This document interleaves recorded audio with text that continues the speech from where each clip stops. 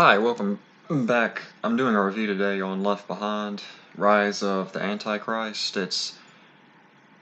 I don't even know what the book is based on because it has the title of the third main book, Nikolai, Rise of the Antichrist. The stories, the movie's based, along with other movies, based on a book by, okay, I can't remember their names, but they're based on a long book series.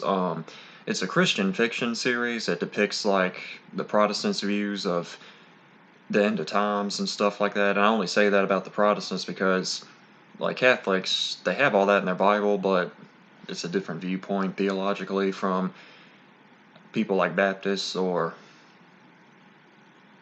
Southern Baptists or some Pentecostals I've met. But anyway, like for starters, like they tried to make a movie trilogy from, I know at least the first two books, um, way back when, and they starred Kirk Cameron. Y'all might know him from Growing Pains. It's a TV show comedy that he was real popular in before he became Christian, what he called getting saved and all that.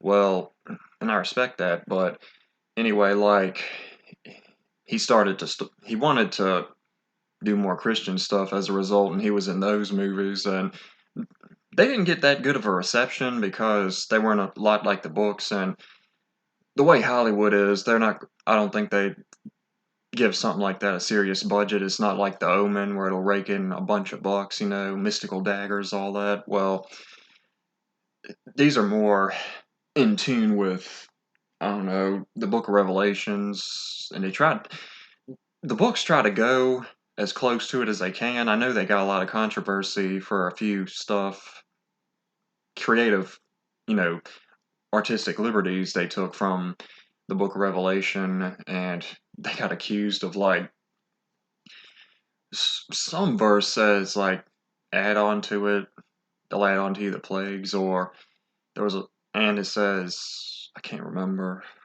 some about take away from the book of prophecy, then God or Jesus or whoever will take away their book, not their book, their name from the book of life. Well, that's what they accused them of, taking away or adding on. I can't remember which. Well, anyway, Kevin Sorbo, he's a famous actor. I know he was in Hercules. He was in Soul Surfer, that movie about that great white biting that girl's arm off, that surfer. And what else was he in? He was in God's Not Dead, too. The first one, at least, he played this atheist professor who challenged this kid to prove God exists because he wouldn't write God is dead on his paper in a philosophy class that Kevin Sorbo's character taught.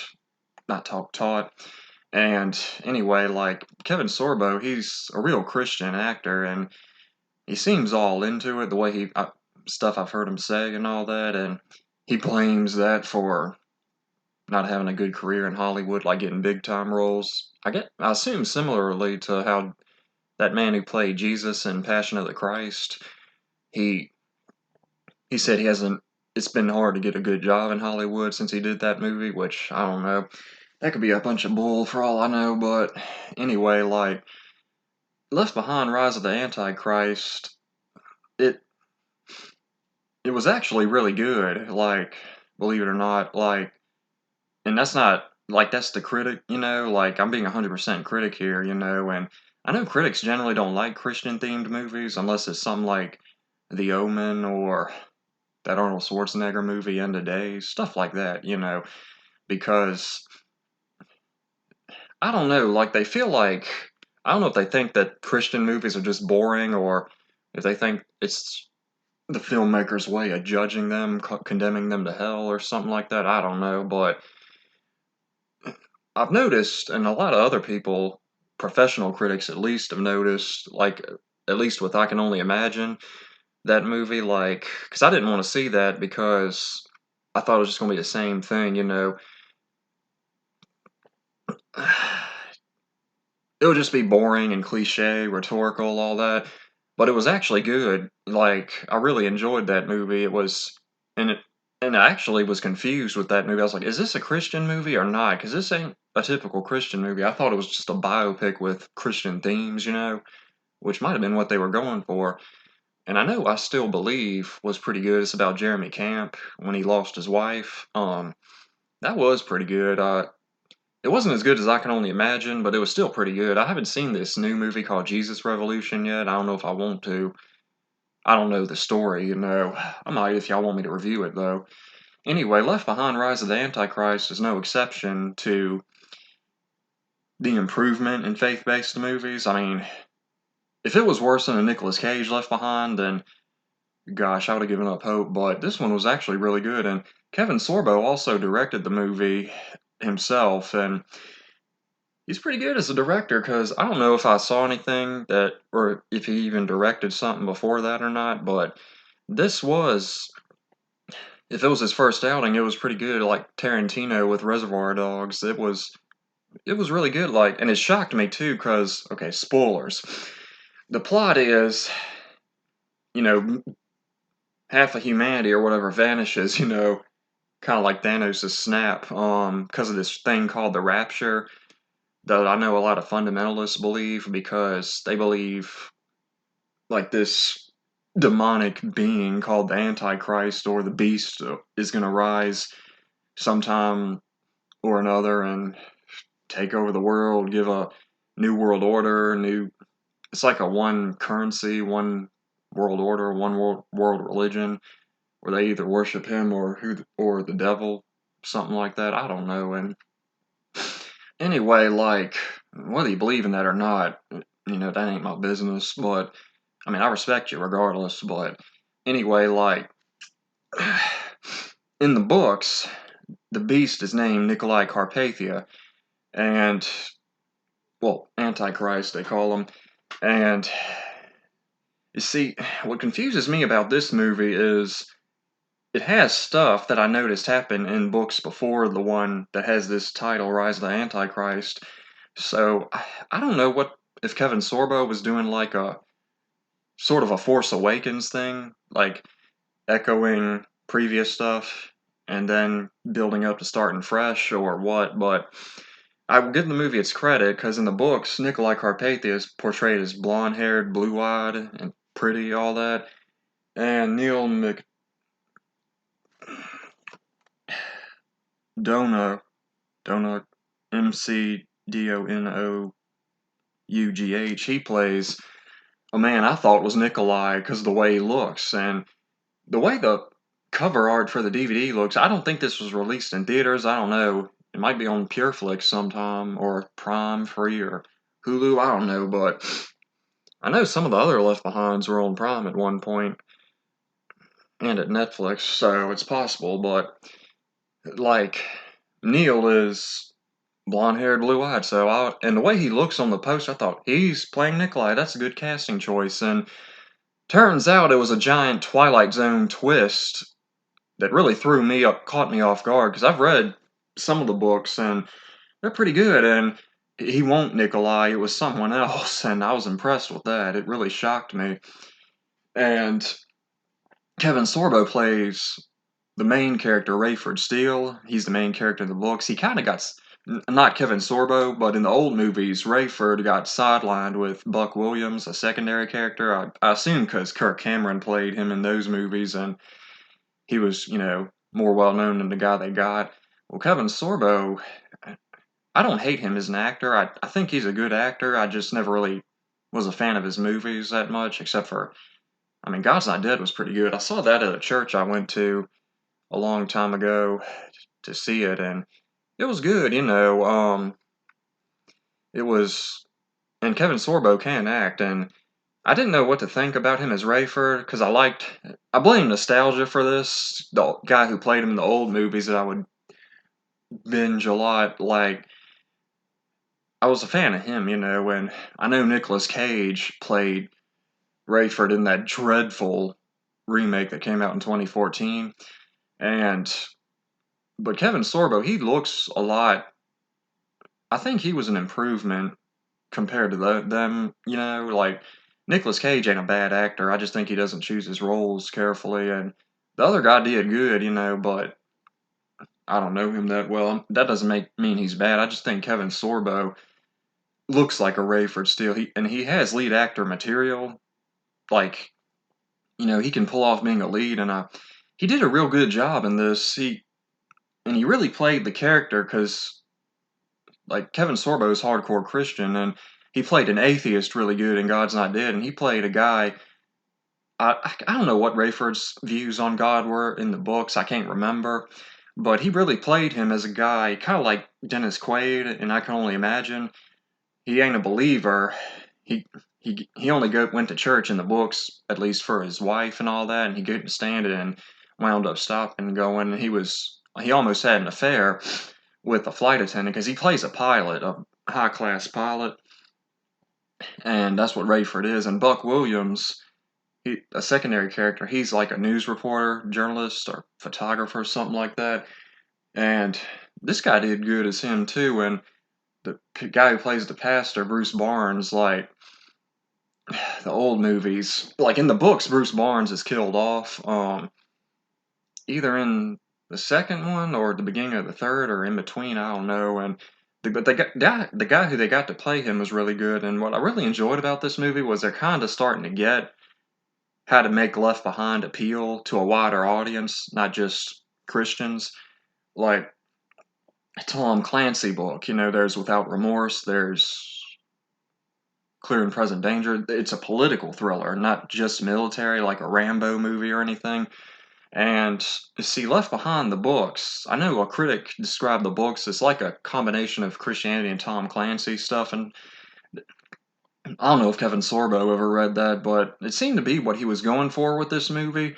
And in my opinion, it could have had some improvement, but it was a lot better than the old ones. It, I mean, I don't know if it'll get people to become Christian or anything. It's not, because Left Behind, it's not a typical Christian movie. It's like it's about stuff that the the Protestants believe never happened yet. I mean, the Catholics have completely different view. They have the Book of Revelation, but they don't view it the same way as the Protestants do, which either way, it's fine with me. But anyway, it was, it had a lot of drama and action, and well, I wouldn't necessarily say action, but like there's a scene, I can't remember if this happens in the books because it's been so long since I read them. So I'm just going to look at these as this is just a movie, because I didn't even read Rise of the Antichrist. It was boring, but like the old ones, there's a scene where Nikolai Carpathia kills people who helped him rise to power because he found them to be useless by then. And in the old one, the movie was good in my opinion, but I didn't like that scene. It was terrible acting, all that. Whereas this one, when that scene happens, it's a lot more scary and there's more political aspects, like subtext to that scene than there are religious, and that's what I really enjoy. And it's like a balance between religious and political with this movie. And it's a lot more serious this time it seemed like it was treating it as if it was a serious thing, not as a movie that's basically an adapted chick tract. Like it was really, I really got into it. It was really thrilling and suspenseful, and it was just different. It was a real unique take on not only the books, or the franchise, but faith-based movies in and of themselves. It did stuff that a secular Hollywood movie would do, like a big twist at the end, kind of like Planet of the Apes or Fight Club, or what was that movie with Bruce Willis? What was it? The Sixth Sense, I believe, or Unbreakable. It was basically almost like an M. Night Shyamalan movie. It had a big twist at the end. I wouldn't, I don't know if it was this big or as impactful as like Samuel L. Jackson's reveal at the end of Unbreakable, but it was really good, and the acting was good too. And There's not a lot of big names in it other than Kevin Sorbo and Neil that I noticed. Neil's a Catholic and Kevin Sorbo, like I said, Christian. Um and what I also liked was it mentions more modern day stuff that the old movie didn't. I don't think they outright said the social media's name, but they said the biggest social media. It's really getting with the times, which is what I always thought a Left Behind movie should have. Like, it's one thing to base it directly on the book, but if they did that, it would be a period piece because the book takes place before nowadays. And it seemed to me Kevin Sorbo understood that and really incorporated more modern stuff into it, which really helped the movie, in my opinion. And